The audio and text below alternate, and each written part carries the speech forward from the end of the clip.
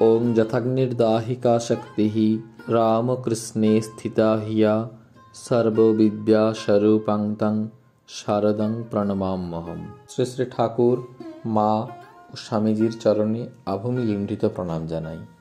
আমরা পাঠ করব শ্রী শ্রী মায়ের কথা থেকে।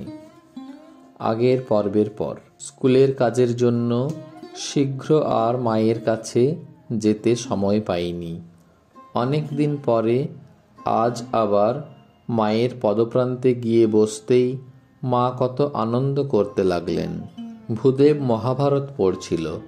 ছেলে মানুষ, পড়তে দেরি হচ্ছিল।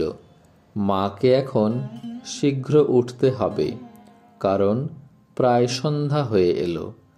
সেজন্য তিনি ভূদেবকে বললেন, একে দে, এ জলের মতো পড়ে দেবে। এ অধ্যায় শেষ না করে তো উঠতে পারবো না। মায়ের আদেশে মহাভারত পড়তে বসলুম। এর পূর্বে আর কখনো মায়ের কাছে পড়িনি। কেমন লজ্জা লজ্জা করতে লাগলো।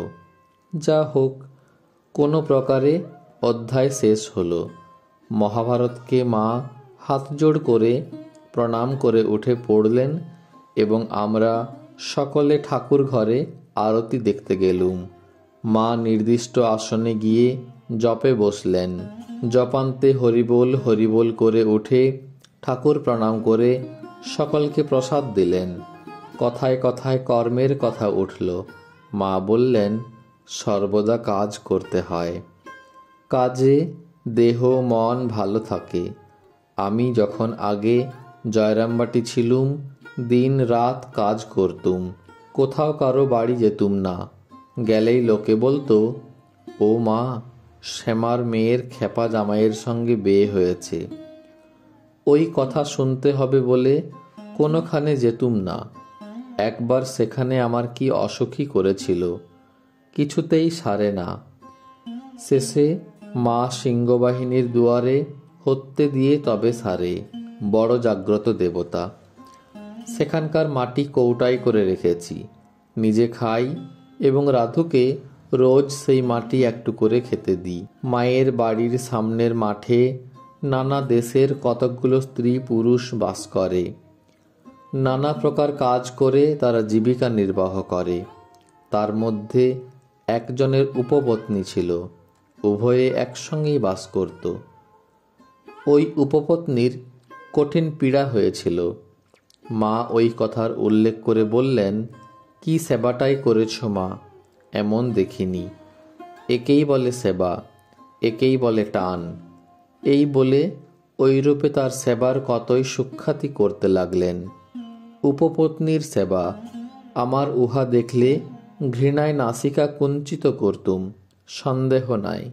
মন্দের মধ্যে হতেও ভালোটুকু যে নিতে হয় তা কি আমরা জানি? সামনের মাঠের ঘর হতে একটি দরিদ্রা হিন্দুস্থানী নারী তার রুগ্ন শিশুকে কোলে করে মায়ের আশীর্বাদ নিতে এসেছে। তার প্রতি মায়ের কি দয়া! আশীর্বাদ করলেন, ভালো হবে। তারপর দুটো বেদানা ও কতকগুলো আঙ্গুর ঠেকিয়ে দেখিয়ে এনে তাকে দিতে বললেন।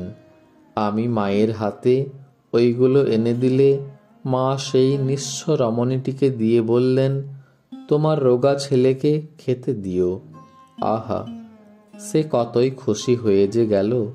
বারবার মাকে প্রণাম করতে লাগল। 1318 পটলডাঙ্গার বাসা হতে বৈকালে গিয়েছি।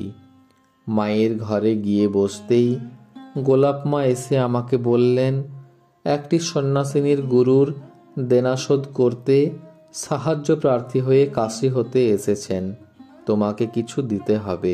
আমি সানন্দে স্বীকৃত হলুম। মা হেসে বললেন, আমাকে ধরেছিল। আমি কি কারো কাছে টাকা চাইতে পারি মা? বললুম, থাকো, হয়ে যাবে। গোলাপ মা বললেন, হ্যাঁ মা, আমার শেষে হিল্লে অর্থাৎ উপায় করে দিয়েছেন। মা আসতে চুপি চুপি আমাকে বলছেন, গোলাপ 3খানা গিনি দিয়েছে।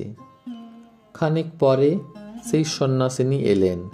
তিনি বলরাম বাবুর বাড়ি গিয়েছিলেন।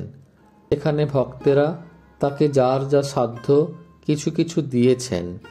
শুনলুম সন্ন্যাসিনী হবার পূর্বে তার বৃহৎ সংসার ও 7 ছেলে ছিল। তারাই এখন কৃতী হয়ে সকল বিষয়ের ভার নিতে তিনি সংসার ত্যাগ করে চলে এসেছেন। সন্ন্যাসিনী গুরু নিন্দা করতে নেই বলে। তারপর তিনি প্রণাম করে বলছেন, বড় মকদ্দমা প্রিয় ছিলেন, এখন বৃদ্ধ হয়ে পড়েছেন, আর পারেন না।